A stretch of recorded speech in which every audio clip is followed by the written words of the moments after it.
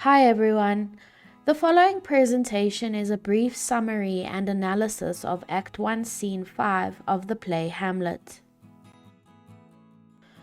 Act 1, Scene 5 opens when Hamlet and the ghost are alone, and the ghost starts speaking to Hamlet. It claims to be the spirit of King Hamlet, Hamlet's father. He says that he was murdered by his brother Claudius.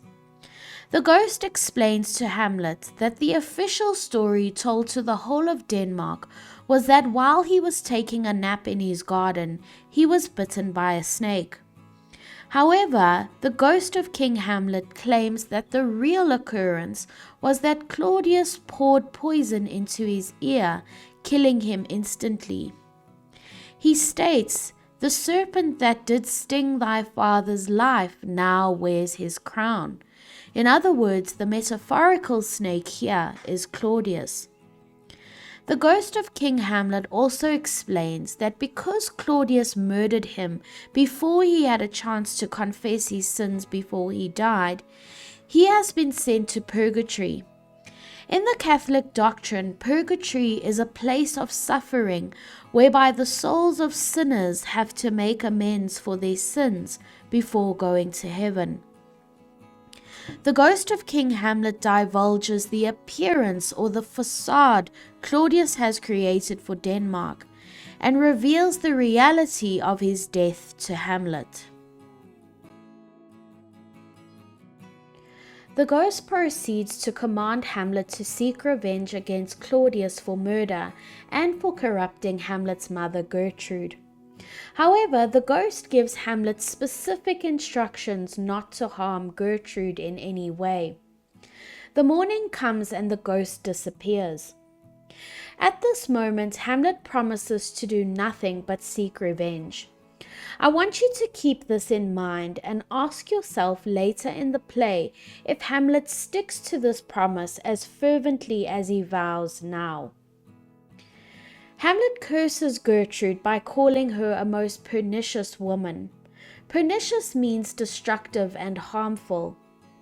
Hamlet then curses Claudius by saying that one may smile and be a villain. He curses how Claudius can act all caring and honorable, yet behind it all he is a devious murderer. It is interesting that Hamlet curses his mother Gertrude here. We know Hamlet already resents her for marrying Claudius, but does Hamlet perhaps think she was involved in his father's murder too? The answer to this question is never made explicit, but it is something I would like you to consider for yourself. Horatio and Marcellus rush in as they catch up to Hamlet.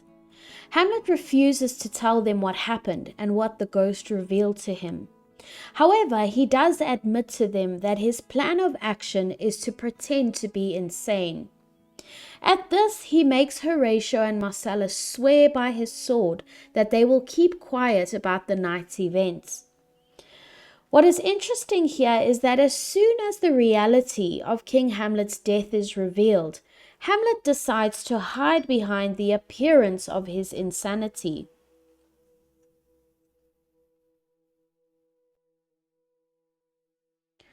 The last of this scene is where Hamlet expresses his anguish at the burden the ghost has given him and at being dealt with this fate in his life. He feels that his life at the moment is filled with chaos and disarray. Hamlet states, "The time is out of joint, O cursed spite that I ever was born to set it right."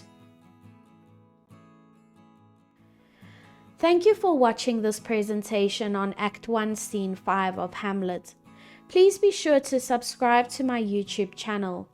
I am also going to try and branch out onto TikTok. Please go and check this out at English_is.love for more English content.